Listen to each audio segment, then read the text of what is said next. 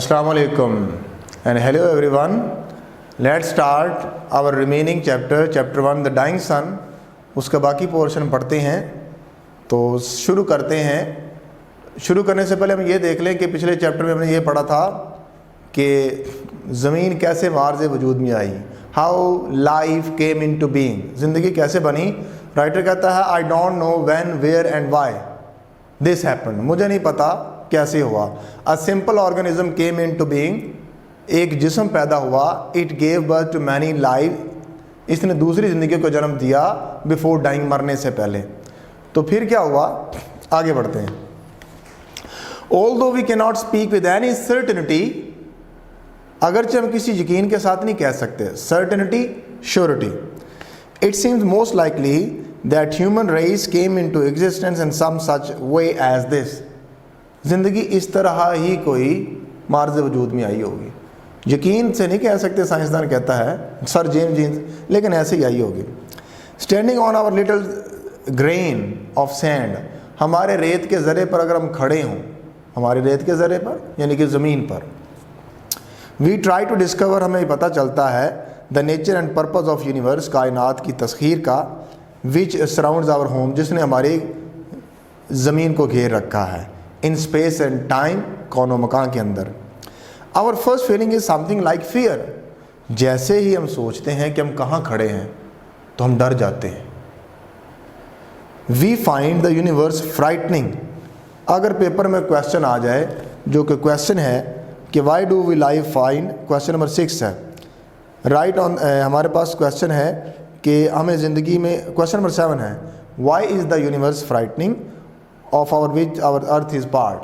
तो इसका आंसर यहाँ से है, we find the universe frightening, हमें ज़िंदगी से डर लगता है because of its immense distances, कि इसका एक सियारे से दूसरे सियारे के दरमियान फ़र्क बहुत है।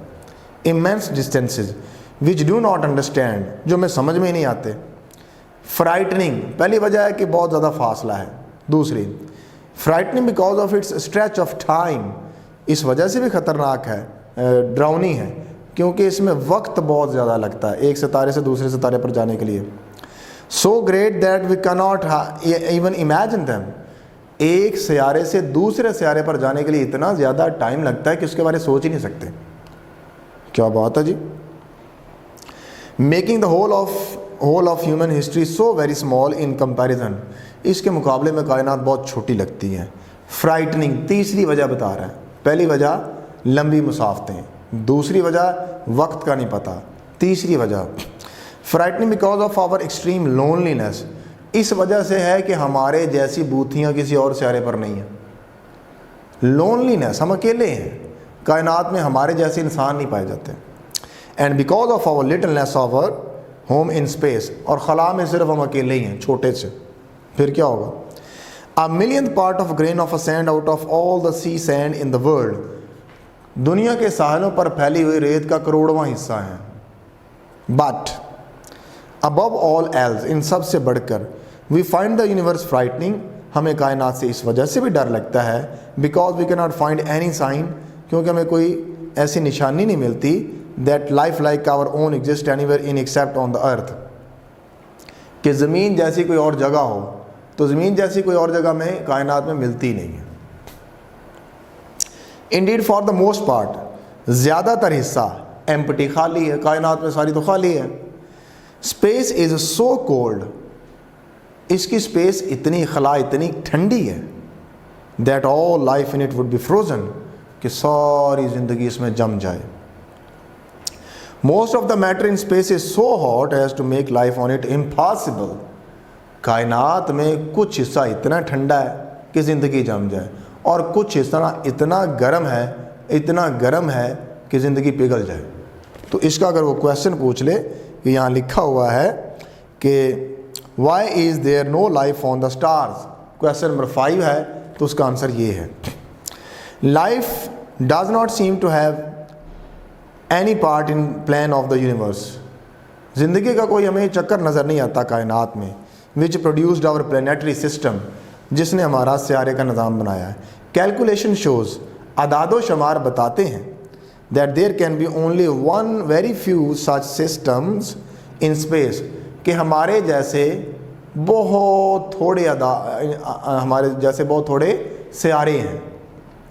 Yet so far as we can see, जहाँ तक हम देख सकते हैं, लाइफ ऑफ द काइंड, हमारे जैसी ज़िंदगी, हमारी ज़िंदगी जैसी ज़िंदगी। दा काइंड लिखा है, आ काइंड नहीं लिखा। दा काइंड जिसके बारे में हम जानते हैं। आर्टिकल दा वहाँ लगाते हैं जिस चीज़ का हमें पता है, और आर्टिकल ए लगाते हैं जिस चीज़ का हमें पता नहीं है।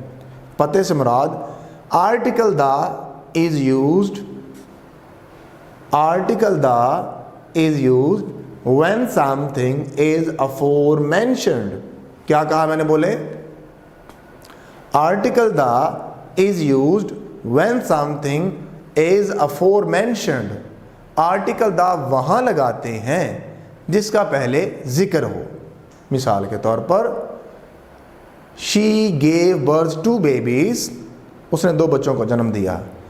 आ baby boy and a baby girl, क्या कहेंगे? दा बेबी बॉय या दा बेबी गर्ल? हम कहेंगे आ बेबी बॉय एक लड़का एंड आ बेबी गर्ल एक लड़की।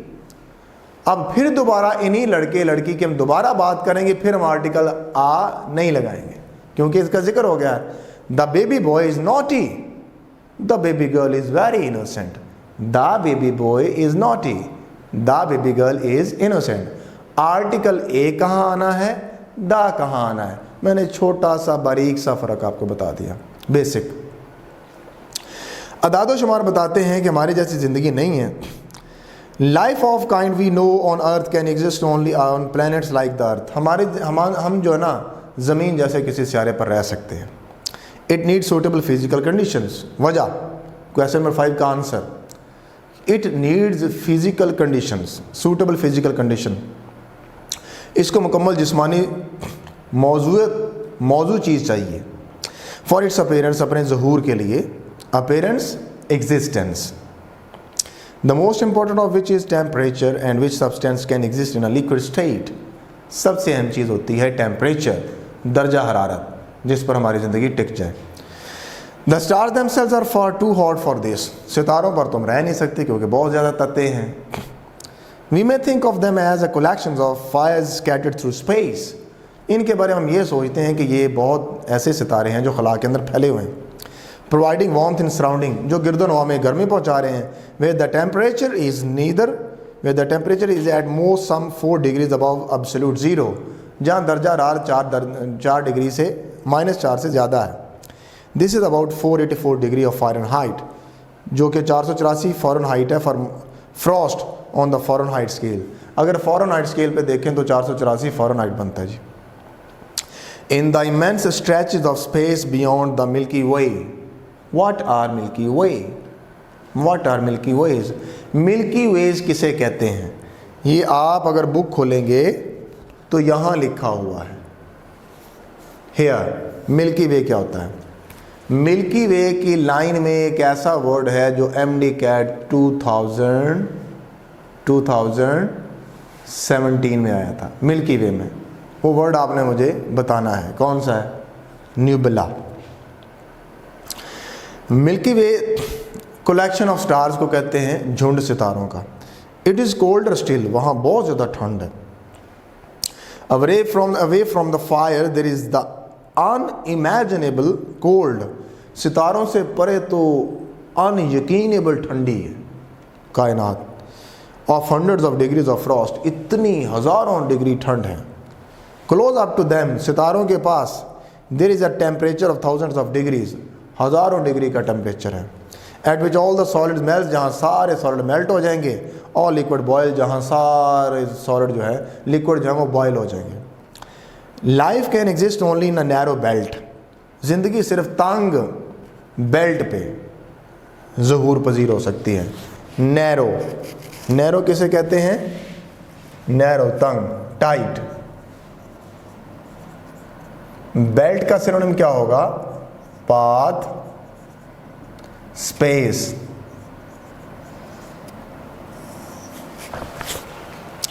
Life can exist only in a narrow belt surrounding each of these fires at certain distance where the temperature is neither too hot nor too cold. जिंदगी सिर्फ वहाँ रह सकती है जहाँ ना ज़्यादा ठंड हो ना ज़्यादा गर्मी हो।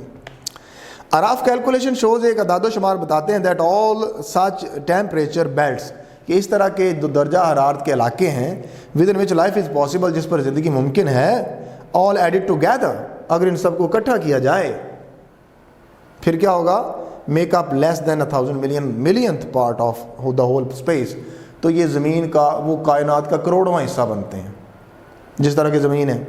एंड इवन इनसाइड देम, और उनकी जगह अगर हालांकि उन नैरो बेल्ट्स के अंदर life must be very rare, ज़िंदगी मुमकिन नहीं है। For it is extremely unusual, ये इंतहाई गैर मामूली है। फॉर सन्स SUNS, सूरजों, ये सूरजों के लिए मतलब सितारों के लिए, ये सितारों के लिए बड़ा गैर मामूली है। To throw off planets as our sun has done, कि जिस तरह हमारे सितारे ने ये काम कर दिखाया है, सूरज ने, इस तरह कोई दूसरा सूरज भी काम कर दिखाए। Probably only one star in 10,000 has a planet going around it at the right distance for life to be possible on it. 10,000 सितारों में से, 1,00,000 सितारों में से सिर्फ एक सितारा ऐसा है जो एक ख़ास फासले पर ज़मीन के गिर चक्कर लगाता हो और इस पर ज़िंदगी मुमकिन हो। चैप्टर नंबर 1 आपका कंप्लीट हो गया। एक बात अहम, ये सारी टेक्स्ट जो मैं पढ़ा रहा हूँ इसको ऐसे एक तरफ रख दें, पेपर से पहले सिर्फ शॉर्ट क्वेश्चन तैयार कर लें, आपकी सेकंड ईयर हो जाएगी, किताबें पढ़ने की ज़रूरत नहीं है। ये बुक हम पढ़ रहे हैं, ये हमारी 5 नंबर की ग्रामर, यानी कि आधा MD कैट, 5 नंबर की प्रेपोजिशन यानी कि आधा MD कैट, और आधा 5 नंबर की आपकी जो प्रेपोजिशन है। और इसके अलावा आपकी बुक में आने वाले इडियम फ्रेजल वर्ब, उसको ये कवर करती है, इसको छोड़ना नहीं है, किसी टीचर से पढ़ना है। तो सिम्स आपको कंट्रोल्ड मैनर में पढ़ा रही है, उसका बुनियादी मकसद ये है कि आपका सिलेबस कवर हो, आपका सिलेबस हम कवर करवाएं, और जब लॉकडाउन खुले तो आप फ़ौरन मैनुअल क्लासेस में आ जाए, जहाँ से सिलेबस छोड़ेंगे वहाँ से हम शुरू कर देंगे। तो you will not be interrupted in any way and you will be taught in controlled manner. आई समझ? अब आते हैं इस चैप्टर में हमने ग्रामर के रूल्स कौन कौन से देखे हैं, बहुत अहम है। कल कौन से बताए थे? कल हमने देखा था फ्यू और आर फ्यू में डिफरेंस, लिटिल और आर लिटिल में डिफरेंस। हमने रूल पढ़ा था इनफ कब आता है, नाउन से पहले, एडजेक्टिव के बाद।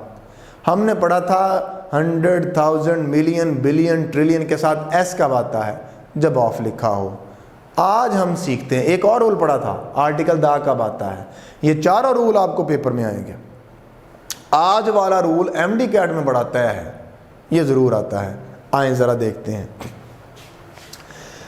The total number of stars in the universe, the total number of stars in the universe, is आएगा या आर आएगा?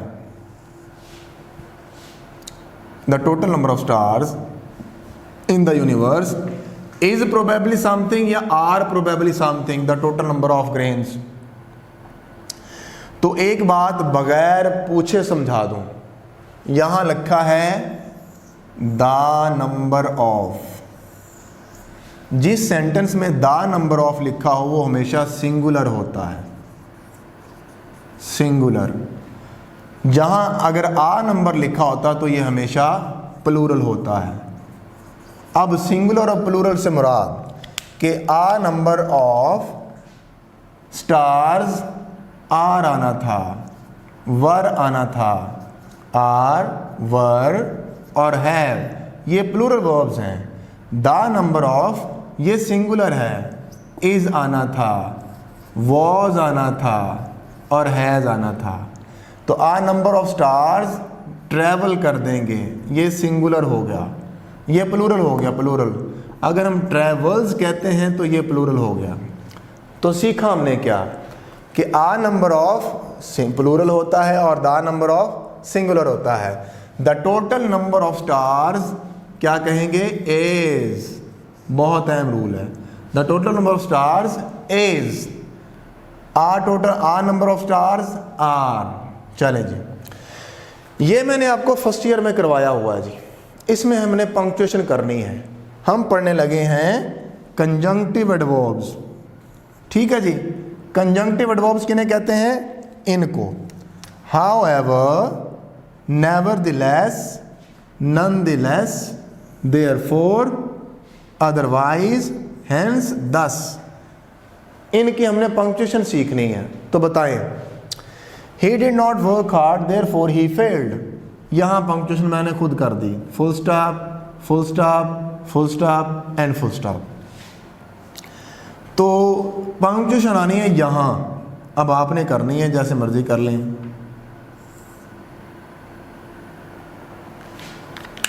तो मैं इसको थोड़ा सा चेंज कर दूं, he therefore failed, और लिखेंगे he failed therefore। मैंने ये सेंटेंस में 4 दफ़ा therefore इस्तेमाल किया है, और आपको मैंने फर्स्ट ईयर में ये सेकंड ईयर वाला काम करवा दिया है। तो आप देखें कि अगर आप बुक खोलें तो बुक के अंदर आपको therefore या hence का वर्ड मिलना चाहिए। वो हमने कहाँ पढ़ा है, page number 1 second third paragraph, उसमें इसकी पंक्चुएशन की हुई है। तो वैसे आपको पता है कि हम इन वर्ड्स के साथ कॉमा कब आता है, एक ये सीखना है। इन वर्ड्स से पहले कॉमा कब आता है, और इन वर्ड्स के बाद, इन वर्ड से पहले सेमीकोलन कब आता है, 2 चीज़ें सीखनी है। हाउएवर से पहले कॉमा कब आता है, हाउएवर से पहले सेमीकोलन कब आता है। कंजंक्टिव, 2 सेंटेंसेस को आपस में जोड़ते हैं। कंजंक्ट ज्वाइन करना, ये एक सेंटेंस हो गया, ये दूसरा सेंटेंस है, ठीक है जी। ये वही एक सेंटेंस और ये दूसरा सेंटेंस। सेंटेंस में एक चीज़ लाजमी है, सब्जेक्ट और वर्ब। सब्जेक्ट और वर्ब होंगे तो वो सेंटेंस बनेगा। चलें जी, इन वर्ड्स से पहले कंजंक्टिव एडवर्ब से पहले नोट कर लें, कंजंक्टिव एडवर्ब से पहले सेमीकोलन उस वक्त आता है जब ये 2 सेंटेंसेस को ज्वाइन कर रहा हो। सेमीकोलन से, कंजंक्टिव एडवर्ब से पहले सेमीकोलन तब आता है जब ये 2 सेंटेंसेस को ज्वाइन कर रहा हो। तो यहाँ आएगा सेमीकोलन, और इसके बाद हमेशा कॉमा ही आता है। Punctuation complete, sentence okay. आगे बढ़ते हैं। अब अगर मैं इसका टी कैपिटल कर दूं और इधर फुल स्टॉप लगा दूं तो क्या यहाँ सेमीकोलन आएगा? हरगिज़ नहीं। तो जब ये सेंटेंस को शुरू करेगा तब तो कॉमा बाद में आएगा, पहले थोड़ी आएगा। अब देखो यहाँ फुल स्टॉप लग गया है, अब ये ही बिलीव लिखा हुआ है, देख लें, वी बिलीव, तो वी बिलीव के बाद कॉमा है, ठीक है, और इधर भी कॉमा लिखा हुआ है। तो अब ये सेंटेंस को तो ज्वाइन कर ही नहीं रहा, ये फुल स्टॉप लग गया। जब ये सेंटेंस को सेंटेंस से ज्वाइन करेगा तो फिर दोनों तरफ कॉमा आएगा। और अगर ये अब भी सेंटेंस को सेंटेंस से ज्वाइन नहीं कर रहा तो यहाँ भी कॉमा आ गया। दोबारा देख लें, कंजंक्टिव एडवर्ब से पहले सेमीकोलन कब आता है, ये हमने सीखना है, जब ये सेंटेंस को सेंटेंस से मिलाए, वरना इसके बाद हमेशा कॉमा आता है, इससे पहले सेमीकोलन नहीं आ सकता। इतनी सी बात। चलें जी, आगे बढ़ते हैं इस तरफ। Although we cannot speak with any certainty, but it seems most likely, ये सेंटेंस रॉन्ग है, ये सेंटेंस रॉन्ग है, आपने इसको ठीक करना है। although we cannot speak with any certainty, but, पहली बात कि कोई सेंटेंस although से शुरू हो तो उसके बाद but नहीं आता। यहाँ भी फर्स्ट ईयर की पंक्चुएशन हमने सीखनी है। जब कोई सेंटेंस although से शुरू हो, या फिर आफ्टर से शुरू हो, या एज से शुरू हो, या बिफोर से शुरू हो, या बट से शुरू हो, although, after, as, before, but, because, इससे शुरू हो, डिस्पाइट से शुरू हो, ठीक है जी, ये सेंटेंस डिपेंडेंट क्लॉज बनाते हैं। क्या बनाते हैं? Dependent clause. Although we can not speak with any certainty, comma, although we can not speak with any certainty, although we can not speak with any certainty. इस सेंटेंस को 10 दफ़ा भी पढ़ें तो सेंटेंस कभी समझ में नहीं आएगा, क्योंकि इसके साथ ये वर्ड लगा हुआ है। ये जिसके साथ लग जाते हैं उसको अपाहज बना देते हैं, उसकी सेंस मुकम्मल नहीं होने देते। तो ये सेंटेंस यहाँ जब भी ऑल्दो से सेंटेंस शुरू हो या इफ से शुरू हो तो ये हमेशा कॉमा पे ख़त्म होते हैं, इनके दरमियान, इनके बाद कुछ नहीं लगाते। ये किस पे ख़त्म होते हैं? कॉमा पे। और इसी तरह सिंस भी है। तो अभी जो हमने सीखा, इधर हमें पंक्चुएशन इधर भी सीखी, इधर भी पंक्चुएशन सीखी, ये हमने ग्रामर का रूल, बड़ा इंपॉर्टेंट रूल सीखा। इसके अलावा आपने सिर्फ सिनोनिम्स और शॉर्ट क्वेश्चन याद करने हैं सेकेंड ईयर की चैप्टर 1 के। चैप्टर 2 शुरू करेंगे, उसके साथ इडियम्स और पैराग्राफ की इंट्रोडक्शन लेंगे। Thank you very much.